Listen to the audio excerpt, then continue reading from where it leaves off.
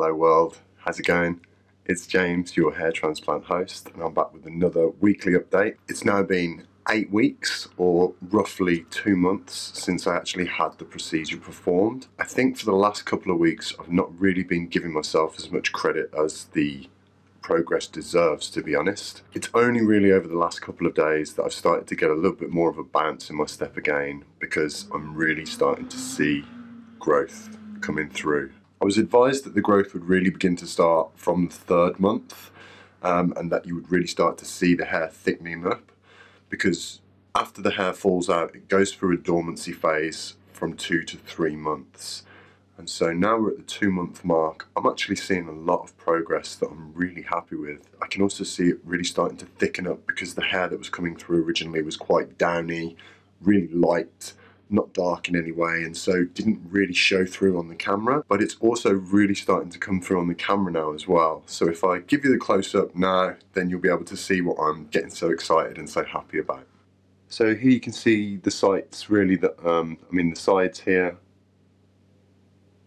These were always the sites that were of most concern to me, because as I've already told you, there was hair already on the middle of my head, but there was a very thin balding patch here. And hopefully you can see that there are now new stubbly bits of growth coming through, along with the original hair that's really starting to grow a bit wild.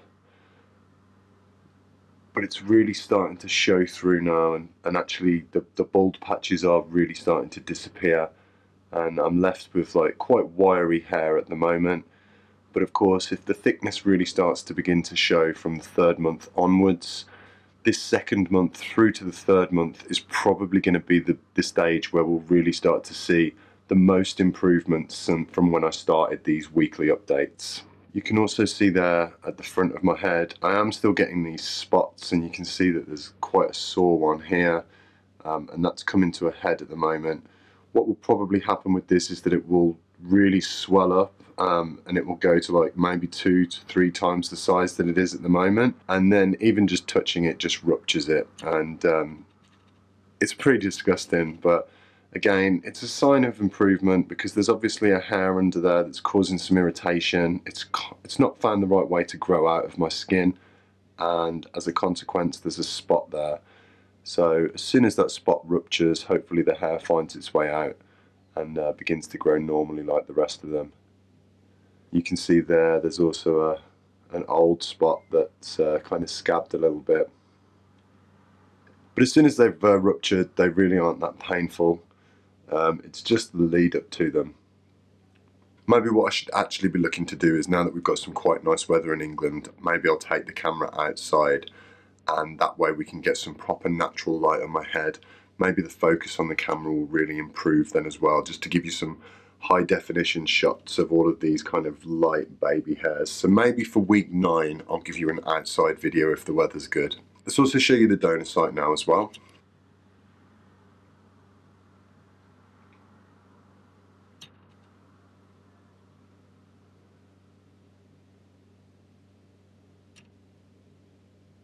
So pretty much forgotten that I've even had any work done on the donor site. It's not a concern to me anymore.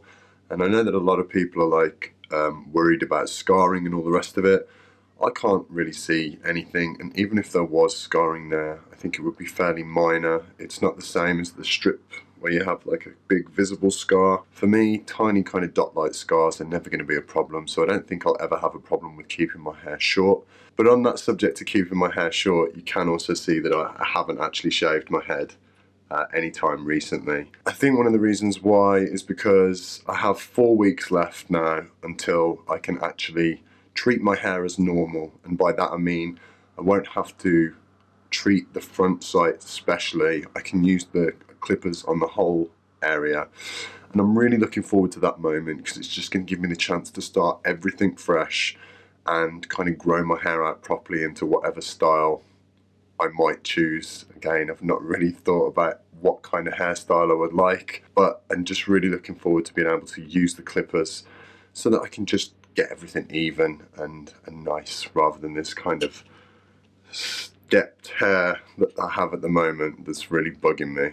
I do always have my hat on in public, So it's only really at work that I look like a total goofball with two different types of hair. But again, it's something that you have to realize. It's something that you have to take on board. It's something that you have to tolerate if you're going to have a procedure like this. So I think for these couple of months of looking awkward, the result is going to be worthwhile. So again, I can tolerate that. That's not a problem for me. So let's move on to a comments and questions section for this week. Not really sure if there are too many questions as such, but it's been a really exciting week for me because a lot of you have been making comments on the YouTube channel. There's a couple of you that have actually gone and got surgeries at Elite Hair Transplant, so you've also reached out to me just to thank me for my videos, and this gives me an amazing feeling. You know, it's really nice to know that I've put something out into the world and that it's been of use to somebody else. I think one of the main reasons why I started doing this video blog for the hair transplant was so that I could reach out to others and make them realise that maybe there was another alternative to paying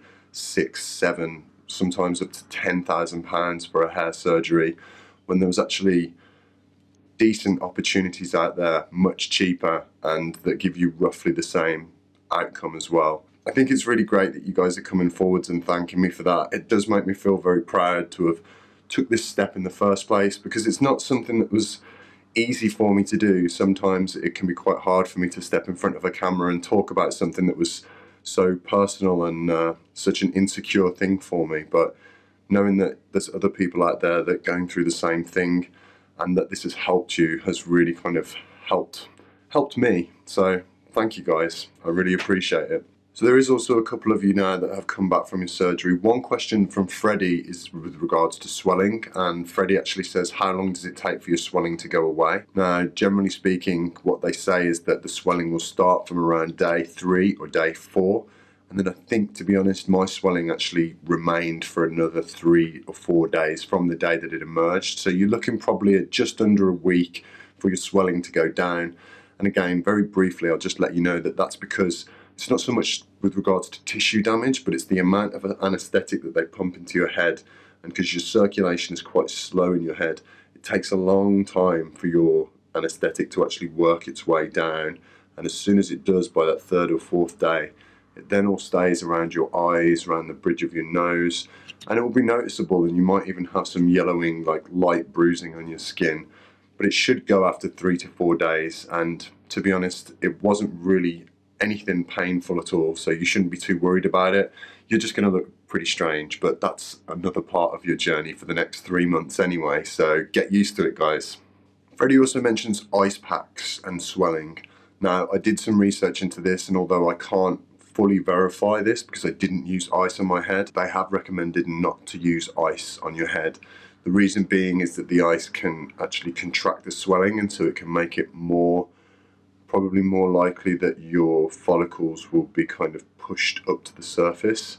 So ice is just a no-no for your swelling. It's not tissue damage, it's swelling from a fluid that's been pumped into your head. So ice isn't really going to do anything. Unfortunately, you just have to bear it if it is painful. A lot of you also telling me that you can see progress. Muzahid, thank you for your comment. Yeah, I can definitely see progress. I'm very happy with what's happening at the moment, and it's certainly helping to bring me out of this little lull that I've been in for the last couple of weeks about, is anything actually happening? Oh God, I always just look ridiculous. But yes, I can see progress, so thank you for reinforcing that to me as well. Zia Works asks the question, are you allowed to use Regain or Rogaine at all after your transplant? Well, I used Regain and Rogaine way before my transplant and actually stopped using it, but what they will probably tell you is that it's the same as with my finasteride. They will get you to stop all medications for a set time before your procedure, and then they will give you in the instructions a set time when you can actually begin that again. So as soon as I'd had my procedure, they said as soon as I got home I can continue to take finasteride, but being as though that is a tablet rather than any kind of topical that you would put on the site, I think you should really ask your doctor as to when and where you should start to reapply Rogaine. It was something that was included in my instructions, so I don't think that they would stop you from using that after a hair transplant.